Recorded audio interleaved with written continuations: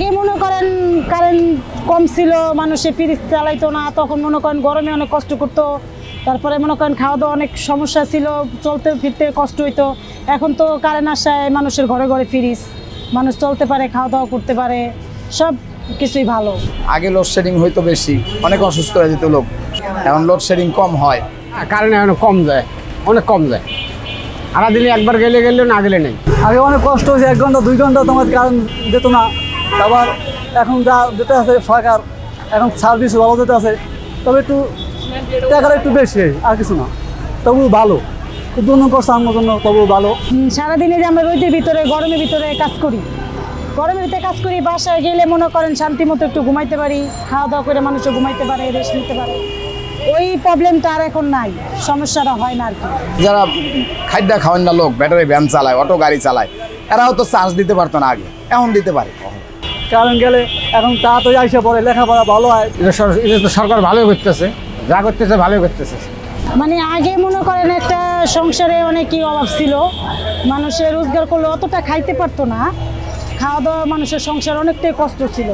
এখন ওই তুলনায় যদি মনে করেন ইনকাম কম হয়, তাও মানুষের ঘরে ওই অভাবটা নেই। এখন আয় রোজগার পরিশ্রমী লোক, যারা খেটে খাওয়া লোক, এগো আছে স্বাভাবিক, মোটামুটি ভালো আছে ইনশাল্লাহ। মানুষ যে হিসেবে চলাফেরা করতেছে, সুযোগ সুবিধা পাইতেছে, এটা অবশ্য ভালোই আছে। এমনও দিন গেছে লবণ দিয়েও খাইছে, এখন মানুষের ইনকাম কম হইলেও মানুষে চলতে পারে, সপ্তাহে একদিন হইলেও গোস মাছ খাইতে পারে, এখন মানুষে খাইতে পারতেছে, চলতে পারতেছে। কিন্তু আমাদের এখন সব দিক দিয়ে ভালো, রাস্তাঘাট সব দিক দিয়ে করছে, যাতায়াত খুব ভালো লাগতেছে। পদ্মা সেতু হয়েছে, এখন আমার বাড়ি যাইতে 2 ঘন্টা সময় লাগে। অনেক কাজ করছে, অবকাঠামোগত অনেক কাজ করছে। কৃষক, শ্রমিক, যাই কিছু বলি, চাকরিজীবী সবাই মানে উপকৃত হয়েছে। এখন তো মনে করেন যেটা প্রধানমন্ত্রী দিতেছে, ওটা তো খারাপ দিতেছে না, দেশ তো চলতেছে, ভালোই চলতেছে, খারাপ না। এইভাবে চলতে তো লাখ লাখ শুকরিয়ে।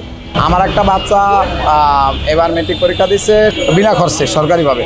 মেয়ে হইয়া উনি পুরো দেশটারে ওনার মানে দায়িত্বে রাখছে, ভালোভাবে চালাইতেছে, উনি সব দিক দিয়ে খেয়াল রাখতেছে, দেশটা অনেক আগায় নিছে। আমি মনে করি সামনে আরো ভালো করুক, আল্লাহ ভালো রাখুক, ভালো করুক, আমি দোয়া করি সবসময় ভালো করুক। হাসান দোয়া করে যে আরো উন্নত করুক, আরো দিদিতে বাংলাদেশে আরো বেশি হোক, আমাদের এই চাই যে আরো হয়ে থাকুক, আরো 50 বছর দায়িত্ব থাকুক।